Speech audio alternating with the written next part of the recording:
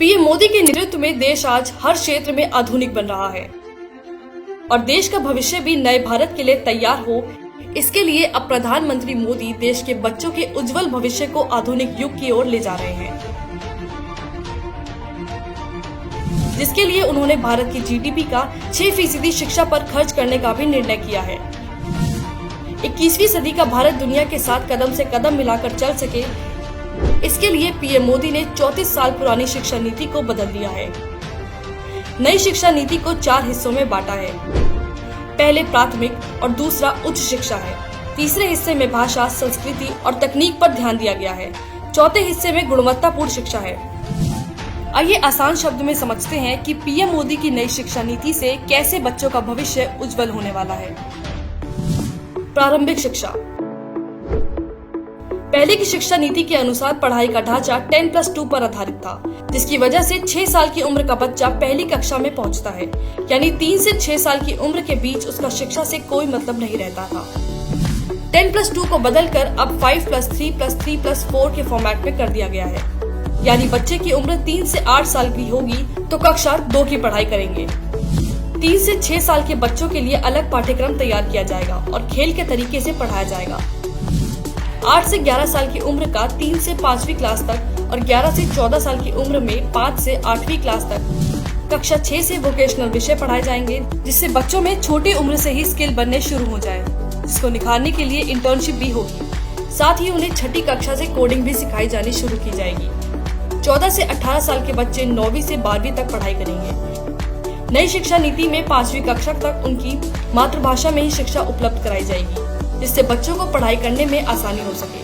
10वीं के बाद चुनी जाने वाली साइंस, कॉमर्स और आर्ट्स खत्म कर दी गई है। अब मल्टी डिसिप्लिनरी स्ट्रीम होगी। बच्चे अपनी पसंद के विषय चुनकर उन्हें पढ़ सकते हैं। इससे उनका चौतरफा विकास हो पाएगा।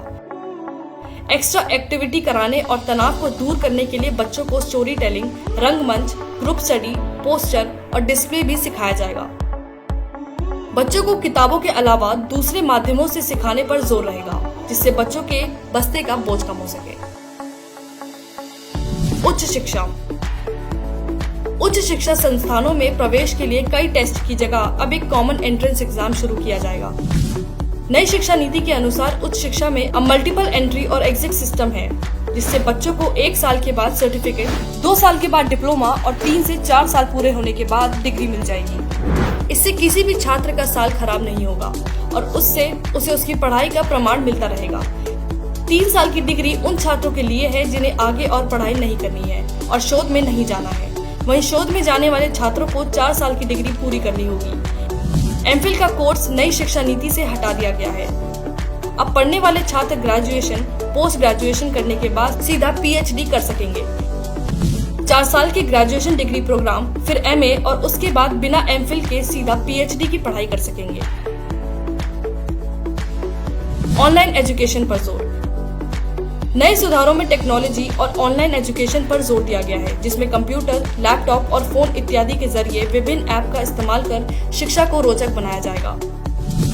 तकनीकी को बढ़ावा देने के लिए वर्चुअल लैब बनाई जाएंगी। देश के हर जिले में कला, करियर और खेल संबंधी गतिविधियों में भाग लेने के लिए एक विशेष बोर्डिंग स्कूल के रूप में बाल भवन स्थापित किए जाएंगे। त्रिभाषा फॉर्मूला। प्रारंभिक और उच्च शिक्षा में संस्कृत को एक विकल्प के रूप में चुनने का अवसर दिया जाएगा, यानी अब त्रिभाषा फॉर्मूला में भी ये विकल्प शामिल होगा। इसके मुताबिक किसी भी विद्यार्थी पर कोई भी भाषा थोपी नहीं जाएगी। छात्रों को एक भारत श्रेष्ठ भारत पहल के तहत भारत की भाषाओं में से किसी एक पर परियोजना या गतिविधियों में भाग लेना होगा।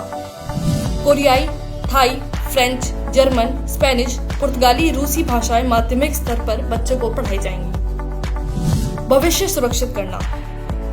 इस नीति की सबसे बड़ी विशेषता ये है कि स्कूली शिक्षा, उच्च शिक्षा के साथ कृषि शिक्षा, कानूनी शिक्षा, चिकित्सा शिक्षा और तकनीकी शिक्षा जैसे व्यावसायिक शिक्षाओं को इसके दायरे में लाया गया है, जिसके तहत छात्रों को पढ़ाई के साथ साथ किसी लाइफ स्किल से सीधा जोड़ा जाएगा, जिससे हर बच्चे का भविष्य सुरक्षित और उज्जवल हो सके।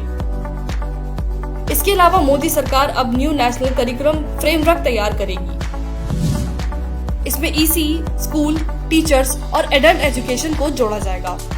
बोर्ड एग्जाम को भाग में बांटा जाएगा, जिसमें बोर्ड बच्चों के परीक्षाओं का तनाव कम करने के लिए बोर्ड 3 बार भी परीक्षा करा सकता है। अमेरिकन नेशनल साइंस फाउंडेशन की तर्ज पर मोदी सरकार नेशनल रिसर्च फाउंडेशन ला रही है। इसमें न केवल साइंस बल्कि सोशल साइंस भी शामिल होगा। ये बड़े प्रोजेक्ट की फाइनेंसिंग करेगा, जिससे ये शिक्षा के साथ रिसर्च के क्षेत्र में युवाओं को आगे ले जाने में मदद करेगा। देश और बच्चों का भविष्य सुधारने के लिए मोदी सरकार का ये कदम वाकई काबिले तारीफ है। लेकिन देश के विपक्ष को ये बात हजम नहीं हो रही होगी कि पीएम मोदी इतना सब कर कैसे रहे हैं। इसमें भी वो राजनीति पर उतर आए हैं। कोई कह रहा है कि इसे लागू करना संभव नहीं है, तो कोई कह रहा है कि इसमें इतनी देरी क्यों हुई। ये वही लोग हैं जो कल तक मोदी सरकार द्वारा धारा 370 हटाने और मेक इन इंडिया जैसी योजनाओं को लागू करना असंभव बताते थे। लेकिन आज कुछ भी असंभव नहीं रहा। देश ने अपनी आंखों से इन फैसलों को लागू होते भी देखा और इसके फायदे भी देखे। इन विपक्षियों का काम ही है देश हित में लिए गए फैसलों पर सवाल उठाना। इसलिए मोदी सरकार के बाकी ठोस फैसलों की तरह नई शिक्षा नीति भी बिना किसी कठिनाई के लागू होगी और भारत की शिक्षा व्यवस्था में एक नई क्रांति लेकर आएगी। जीद है, एक सूर्य उगाना है। जीद है, एक सूर्य उगाना है। अंबर से ऊंचा जाना है। अंबर से ऊंचा जाना